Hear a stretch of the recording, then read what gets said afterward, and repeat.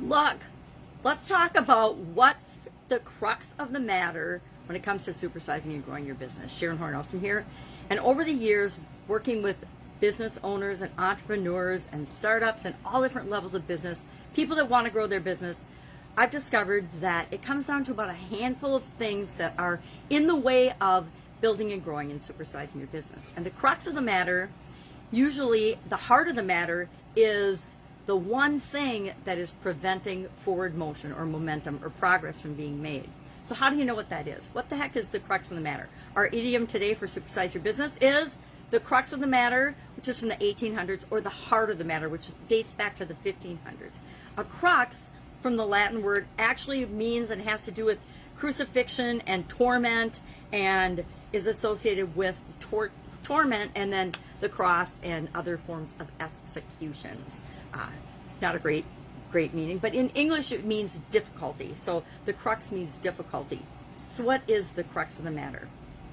If we pay attention to what things mean, and especially notice what they mean to us, we realize that the crux is the same as the core, the most important part, the most important point of an issue or part of an issue, that pivotal point that once we discover it and we take care of that the core root cause of a problem, once we solve that, everything else falls into place. So my question for you today is, what is your current challenge? What is the 1 or 2 or 5 things that you believe are holding you back, that you think are just stalling your progress, stalling your growth, stalling your forward momentum as you grow and create the business that it is that you want to create? Again, we want to identify what is the root cause of the problems that we're seeing, especially the problem that we think is the pivotal one. A lot of times it's a bottleneck. A lot of times it's the way the processes and the procedures are set up, that too many things have to go through one decision point or one process in the overall process of what we're creating in our business. And once we identify that bottleneck, we can put more resources there and we can solve that, and everything else flows more quickly. Sometimes it's we don't have the right people, we don't have the right skills required to take that next step, to go to that next level in our business. But for each of us, it's different. We want to make sure that we're finding what really is it that's going on. Is it COVID-19, or is it that we weren't prepared for the massive challenges and changes that came to our business with respect to COVID-19? There's always solutions to every problem, but we have to correctly identify the problem or we get into big trouble, because we can spend a lot of time, money, energy, and resources chasing our tails trying to solve symptoms of a problem, but not the actual problem itself.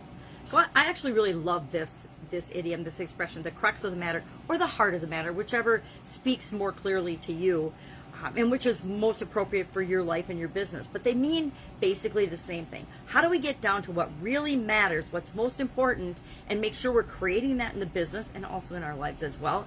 And how do we make sure that we're doing what's most important and what's most critical to the people that we serve, our customers? Because if we're not solving the problems that are important to them, they will go to someone else that solves their most important problem.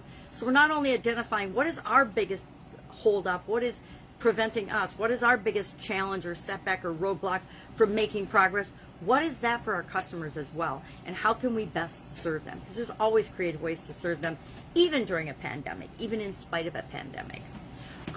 I think of a couple of examples of this. What is a physical example of the crux of a matter? And I would think a Rubiks Cube would be a really good example of that, because there's a lot of different ways to solve that Rubiks Cube, and it'll take people different amounts of time to solve the Rubiks Cube, but it's a lot like building a business. Each of us have our own way of doing it. Each of us have our own way of solving it.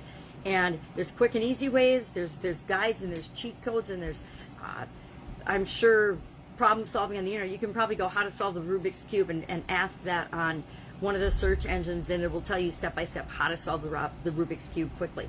Same is true with building and supersizing and growing our businesses. There's information out there of how to do it. It's just a matter of figuring out where you are in the process, what you need to do, what your next step is, and then actually taking that next step, or asking for help if you need that help. There's lots of resources in the world that can help us do whatever it is we want to do.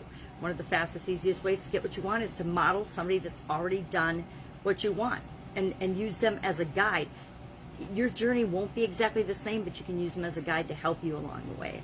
So curious, your experience with this particular idiom. I don't know if I've ever said to anybody, well, this is the crux of the matter. I'd have to really think about it and think if we've had that conversation. I'm sure I've said the heart of the matter before, or I definitely discussed root cause versus symptoms and problem-solving decision making, and that it's important that we have systems and tools and strategies and processes and procedures in place.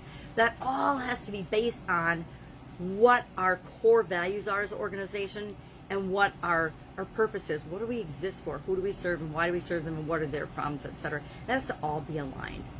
All right, that's our idiom for today. Have an absolutely amazing day. Any questions, any comments, any concerns, hit me up in the comments below or direct message me. Otherwise, I will be with you tomorrow with another interesting idiom. What does it mean? Where does it come from? And how might you use it in your business and your life? We're focusing on challenge and change related idioms this month. I hope that you're enjoying that. Have a great day, and I'll, of course, be with you tomorrow.